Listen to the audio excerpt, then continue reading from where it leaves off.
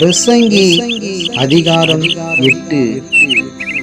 ஞானமுள்ளவனுக்கு ஒப்பானவன் யார்? காரியத்தின் தாற்பரியத்தை அறிந்தவன் யார்? மனுஷனுடைய ஞானம் அவன் முகத்தை பிரகாசிக்க பண்ணும், அவன் முகத்தின் மூர்க்கம் மாறும். ராஜாவின் கட்டளையை கைக்கொண்டு நட என்று நான் உனக்கு எச்சரிக்கிறேன். நீ தேவனுக்கு இட்ட ஆணையின்படியே இதை செய். நீ அவன் சமூகத்தை விட்டு விலக துரிதப்படாதே. பொல்லாத காரியத்திலே பிடிவாதமாய் நில்லாதே. அவன் தனக்கு இஷ்டமானதெல்லாம் செய்வான். ராஜாவின் வார்த்தை எங்கேயோ அங்கே அதிகாரம் உண்டு. நீர் என்ன செய்கிறீர் என்று அவனுக்கு சொல்லத்தக்கவன் யார்? கற்பனையை கை கொள்ளுகிறவன் ஒரு தீங்கையும் அறியான். ஞானியின் இருதயம் காலத்தையும் நியாயத்தையும் அறியும். எல்லா காரியத்துக்கும் காலமும் நியாயமும் உண்டு. ஆதலால் மனுஷனுக்கு நேரிடும் சஞ்சலம் மிகுதி. இன்னது சம்பவிக்கும் என்று அவன் அறியானே.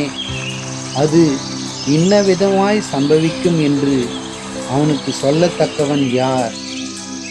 ஆவியை விடாதிருக்கிறதற்கு ஆவியின் மேல் ஒரு மனுஷனுக்கும் அதிகாரம் இல்லை. மரண நாளின் மேலும் அவனுக்கு அதிகாரம் இல்லை. அந்த போருக்கு நீங்கி போவதும் இல்லை. துன்மார்க்கரை துன்மார்க்கம் விடுவிக்கவும் மாட்டாது.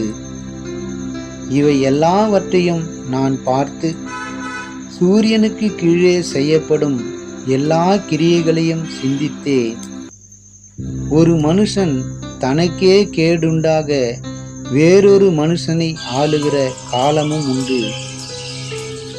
பரிசுத்த ஸ்தலத்துக்கு போக்குவரவு செய்த துன்மார்க்கர் அடக்கம் பண்ணப்பட்டதை கண்டேன். அவர்கள் அப்படி செய்து வந்த பட்டணத்திலேயே மறக்கப்பட்டு போனார்கள். இதுவும் மாயையே. துர்க்கிரியைக்கு தக்க தண்டனை சீக்கிரமாய் நடவாதபடியால் மனுபுத்திரரின் இருதயம் பொல்லாப்பை செய்ய அவர்களுக்குள்ளே துணிகரம் கொண்டிருக்கிறது. பாவி 100 தரம் பொல்லாப்பை செய்து நீடித்து வாழ்ந்தாலும் என்ன? தேவனுக்கு அஞ்சி அவருக்கு முன்பாக பயந்திருப்பவர்களே நன்றாயிருப்பார்கள் என்று அறிந்திருக்கிறேன். துன்மார்க்கனோ நன்றாயிருப்பதில்லை. அவன் தேவனுக்கு முன்பாக பயப்படாதிருக்கிறபடியால் நிழலை போல் இருக்கிற அவனுடைய வாழ்நாள் நீடித்திருப்பதும் இல்லை. பூமியின் மேல் நடக்கிற வேறொரு மாயையான காரியம் உண்டு. அதாவது துன்மார்க்கரின் கிரியைக்கு வருவது போல நீதிமான்களுக்கும் வரும். நீதிமான்களின் கிரியைக்கு வருவது போல துன்மார்க்கருக்கும் வரும். இதுவும் மாயை என்றேன். ஆகையால் நான் களிப்பை புகழ்ந்தேன். புசிப்பதும் குடிப்பதும் மகிழ்வதுமே இல்லாமல் சூரியனுக்கு கீழே மனுஷனுக்கு வேறொரு நன்மையும் இல்லை.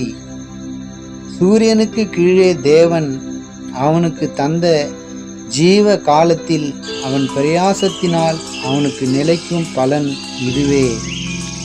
நான் ஞானத்தை அறியவும் மனுஷன் இரவும் பகலும் கண்ணுறக்கம் இல்லாமல் பூமியிலே செய்யும் வேலைகளை பார்க்கவும் என் மனதை செலுத்தின போது தேவன் செய்யும் சகல கிரியைகளையும் நான் கவனித்து பார்த்து சூரியனுக்கு கீழே செய்யப்படும் கிரியையை மனுஷன் கண்டுபிடிக்க கூடாதென்று கண்டேன்.